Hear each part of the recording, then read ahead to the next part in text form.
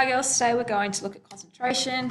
So concentration is the ability to maintain attentional focus to environmental cues. It's also the ability to change attentional focus to meet the environmental demands, such as you need to change your focus to meet environmental demands such as weather conditions, change in the opposition, etc. Some sports, as you know, require long periods of concentration. You know, a cricketer who's batting could be batting, anywhere between one ball to 1 to 2 days.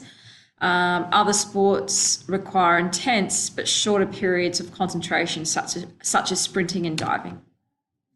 I'll just buzz myself out of here so that you can take a screenshot of this diagram. This is the model of attentional focus. So we've got the broad focus and a narrow focus down the bottom. A person with broad attentional focus can attend several cues at once.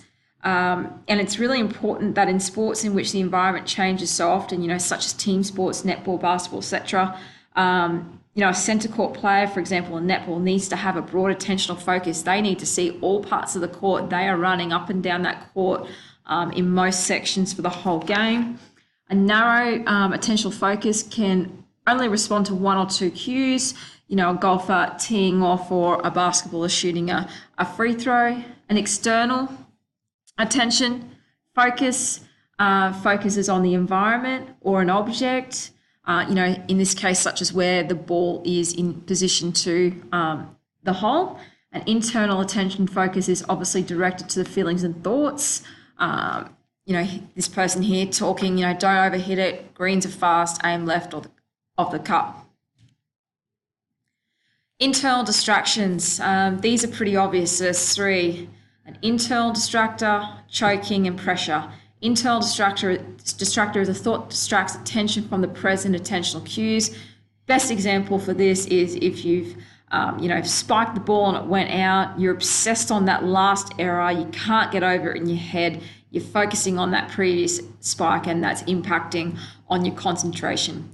Choking, it's the process of increasing anxiety due to the perceived performance of an event. It can be caused by over-arousal levels, being too hot for the performance. Immersed in internal distractions, thoughts within yourself, oh, I'm not good enough, I'm not going to win this race.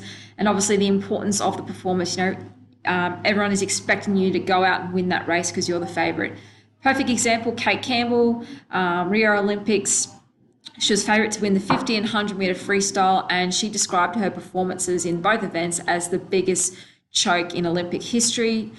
She said that the pressure of the performance got to her. She knew everyone thought she was a favourite. She thought she was a favourite and she just choked.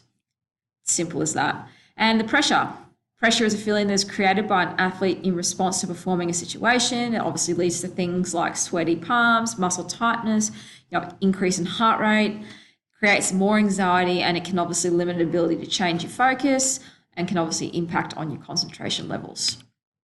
So have a think about these. I showed these in the first lecture, 3 elements that impact on performance, so arousal, confidence, and motivation.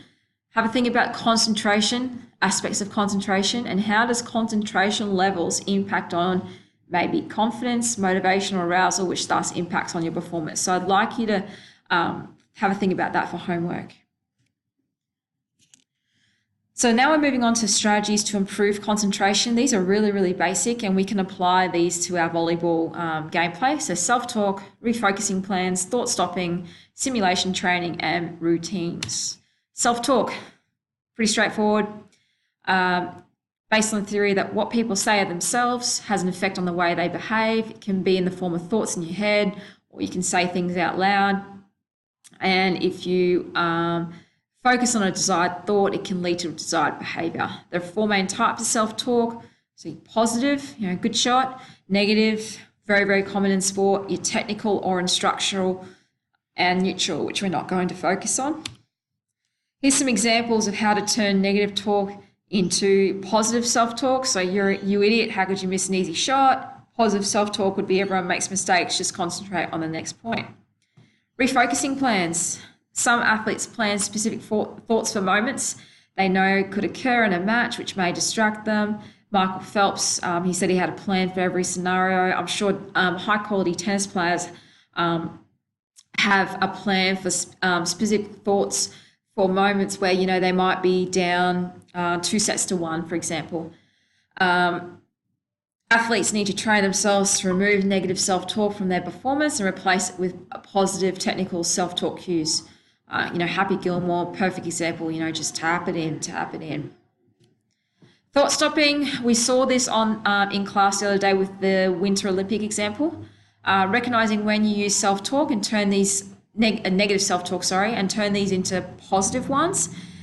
This is called thought stopping. So whenever you recognize a negative thought, say a cue word out loud, stop, and then refocus on the task. Now, there's a really famous athlete, I can't remember her name, but when she had a paperclip in her pocket, and when she had a negative thought, she transferred that paperclip from her left pocket to her right pocket.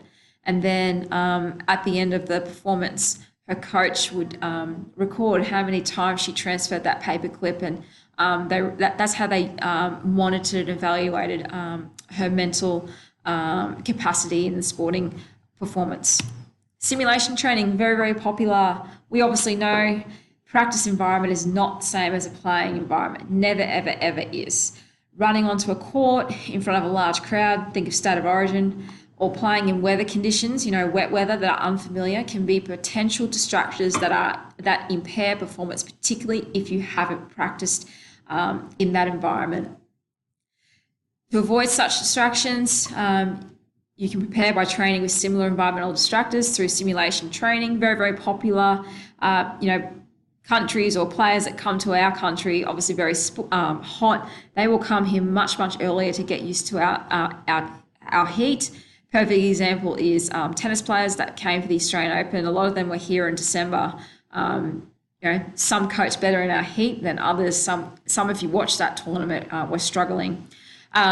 Winter Olympics, we obviously don't have much snow in our country, so our Winter Olympic team goes over to wherever the Olympics are held months in advance to practice in the playing environment.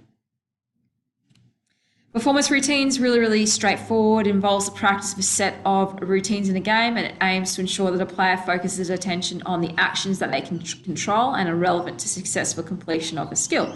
So think about your volleyball serve. You might do the same routine, I hope you do, over and over again. So you might bounce the ball 3 times or back spin it to yourself. When an athlete is completely focused on the task, their skill matches the challenge of the competition, and they will often say they are just in the zone, and this is also called flow. So flow is the state of concentration that is just so focused that it amounts to total absorption in the activity. Some elements of flow include the transformation of time. You might be thinking, oh, where's that time gone? It's already over. You have clear goals, total concentration on an activity, so you don't get distracted by the opposition player, the crowd, the environmental conditions. A sense of complete control, effortless movement, and there's no need for those intrinsic awards. I know I harp on this guy a lot, but the person that comes to my mind is probably Roger Federer, especially with these two. A sense of complete control and that effortless movement. Girls, make sure you also read the textbook. Probably think that the red and blue one is a lot better for this chapter. So that's and for concentration. So chapter 4, please, and make sure that you do your homework on the previous slides. Thank you.